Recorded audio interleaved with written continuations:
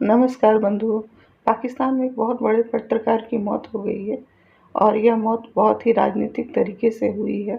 तो उस पर आज हम एक पत्रकार की राय सुनते हैं और उस पत्रकार के लिए हमें दुख है। खबर एक तो ये है ना कि अरशद शरीफ साहब को एयरवाई से निकाल दिया गया या रस से जुदा कर लिए गए, उसको अच्छे तरीके से पुट अप करूँ मैं।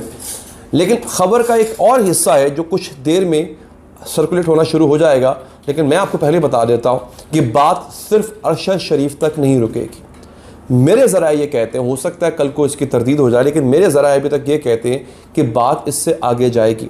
कुछ और बड़े नाम हैं एयरवाई के जिनसे एयरवाई अपना ताल्लुक ख़त्म करने जा रहे हैं। Of 8 years together, Airway has parted ways with Arshad Sharif. We wish him all the very best for his future endeavors.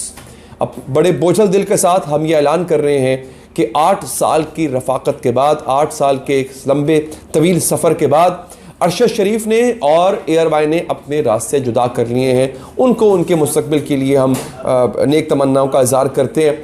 Arshad शरीफ साहब अब एयरवाई पर नहीं आएंगे।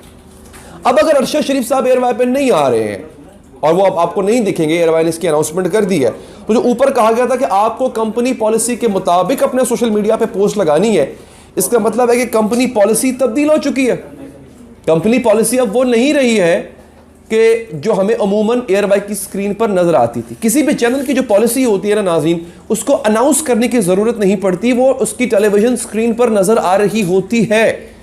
एयरवाई जो है वो इमरान खान साहब के लिए एक सॉफ्ट कॉर्नर रखता है इनफैक्ट, और वो एयरवाई जो है चैनल इमरान खान की कॉज को सपोर्ट कर रहा था। तो अब अगर अरशद शरीफ साहब को हटाया गया है और कहा जा रहा है कि आपको कंपनी पॉलिसी के मुताबिक चलना होगा, इसका मतलब है एयरवाई की जो पुरानी पॉलिसी थी जिसके मुताबिक अरशद शरीफ चल रहे थे, अब वो पॉलिसी बरकरार नहीं रहेगी। अब नई पॉलिसी आ गई है। नई पॉलिसी में अब मजीद क्या, खबर यह भी है कि खैबर घुमन साहब जो है शायद वो भी अब एयरवाई का हिस्सा ना रहे। एक बड़ी खबर है। इसके अलावा बाज़ जगहों से यह भी खबर मिली है, अम्माद यूसुफ साहब, मेरे बड़ी प्यारी न्याज़मंदी है मेरी उनके साथ, मेरे उस्तादों में से हैं, मेरे बड़ों में से उस्तादों, मैंने बड़ा सीखा, मैंने कुछ ऐसा एयरवाई में काम किया हुआ है और बड़े शफीक इंसान है। उनके बारे में भी खबर यह आ रही है कि शायद वो भी एयरवाई का हिस्सा ना रहें।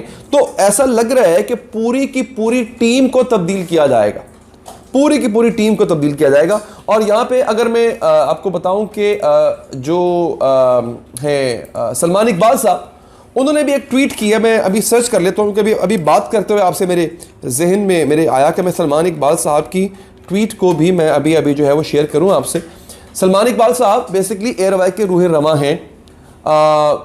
मैं लिखते हैं कि मैं आपको पढ़ के सुना तो पूरा, बड़ी उन्होंने अहम ट्वीट की है और बड़ा उन्होंने अपने जज्बात का इजहार किया है सलमान इकबाल साहब ने। वो लिखते हैं, my family and me have work day and night for Pakistan. मैं और मेरे खानदान ने दिन रात पाकिस्तान के लिए काम किया। Always stood in front of the enemies of state. हमेशा रियासत के दुश्मनों के सामने मैं खड़ा रहा। Fought hard, tried our best to take Pakistan brands around the world. सख्त लड़ाई लड़ी, एक तरह से जंग लड़ी कि पाकिस्तानी ब्रांड्स को हम पूरी दुनिया में मशहूर करवाएं, मुतारिफ करवाएं। And after all this we have been shut down for over 25 days. इस सब के बावजूद हमें पिछले 25 दिन से बंद करके रखा हुआ है। And being sabotage for what, I am sad today. और हमें किस वजह से हमारे ऊपर यह सख्ती की जा रही है। जाके उन्होंने इस पर रिलीफ हासिल की है और रिलीफ उनको मिल भी गया है। 5 सितंबर तक, जब तक कि इस केस का फैसला नहीं हो जाता है इमरान खान साहब की तकरीर पर पाबंदी के हवाले से, तो इमरान खान की तकरीर को ऑन एयर ना करने की जो एक पाबंदी थी वो हटा ली गई है। अदालत ने कहा है कि तब तक आप इमरान खान की तकरीर को बराह रास्त दिखा सकते हैं। तो इस वजह से मुझे ऐसा लग रहा है कि शायद कल को एयरवाई, चूँकि अदालत में तो गया ही हुआ है, अदालत में एयरवाई को किसी किस्म का रिलीफ मिल जाए। आपकी इस बारे में क्या राय है नाज़रीन, अपनी राय नीचे कमेंट बॉक्स में जरूर दीजिएगा।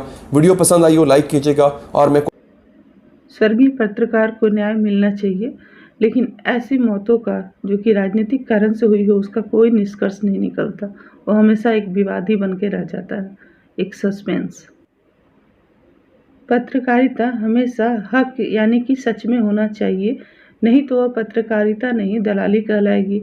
ये सब जानते हैं। हमारे देश में अगर आप इंडिपेंडेंट पत्रकार को भी देखिएगा तो वो भी 2 गुट में बटे होते हैं। वो अपने अपने नैरेटिव पे काम करते हैं। ऐसे में पत्रकारिता को ये धोखा दे रहे होते हैं। वो हक यानी कि सच पे बात नहीं करते, वो नैरेटिव पे बात करते हैं। चैनल भी आपको दो गुट में बटे हुए दिखेंगे और फिर नेता तो दो गुट में बटे हुए होते ही हैं। उस तरफ पूरा देश ही दो गुट में बट जाता है। सच और हक कहाँ चला जाता है पता ही नहीं चलता। ये सब मिल करके सच यानी कि हक का अचार बना देते हैं और कहीं पर पैक करके रख देते हैं। बहुत ज़रूरत होने पर थोड़ा सा निकालते हैं। अगले वीडियो में मिलते हैं। जय